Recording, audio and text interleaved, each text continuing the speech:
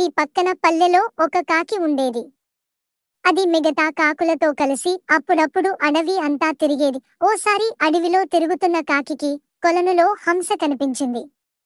అప్పుడు ఆ కాకి, ఆ హంస తెల్లగా ఎంతో అందంగానూ ఉంది. తనకు తానే సాటి దీనంత సంతోషంగా మరే పక్షి ఉండదు. నేను ఉన్నాను ఎందుకు పనికి రాకుండా అని తన మనసులో అనుకుంది. కాకి అంతటితో ఆగకుండా ఇదే విషయాన్ని హంసకు బాధతో చెప్పింది. బాధపడకు, నేను అలాగే అనుకుని నీలాగే మోసపోయాను. చిలుకను చూడు, రంగురంగులతో ఎంత అందంగా ఉందో కదా అని హంస కాకితో అంది. అప్పుడు కాకి ఆలోచనలో పడి చిలుక దగ్గరికి వెళ్ళి, ఓ చిలుక, రంగురంగుల శరీరంతో ఆ హంస కంటే నీవే అందంగా ఉన్నావు. ఈ విషయం హంస కూడా ఒప్పుకుంది అని అంది. అప్పుడు ఆ చిలుక, హూ, నేను కూడా అలాగే అనుకుని మురిసిపోయేదాన్ని. కానీ నెమలి నాట్యంలోనూ అందంలోనూ తానే గొప్పది అని అసూయతో కాకికి చెప్పింది.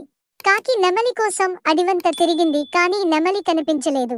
ఓ రోజు దగ్గర్లోని ఊరి జూలో నెమలి అందంగా కనిపించింది. వెంటనే దాని దగ్గరికి వెళ్ళి, మా పక్షులన్నింటిలోకి అందంగా ఉన్నది నీవే. మనుషులకు కూడా నీవంటే ఎంతో ఇష్టం అంటూ పొగడ్తలతో ముంచెత్తింది. కాకి చెప్పిందంతా విన్న నెమలి దీనంగా ముఖం పెట్టి, నాకున్న అందం వల్లే ఇక్కడ బందీ అయ్యాను.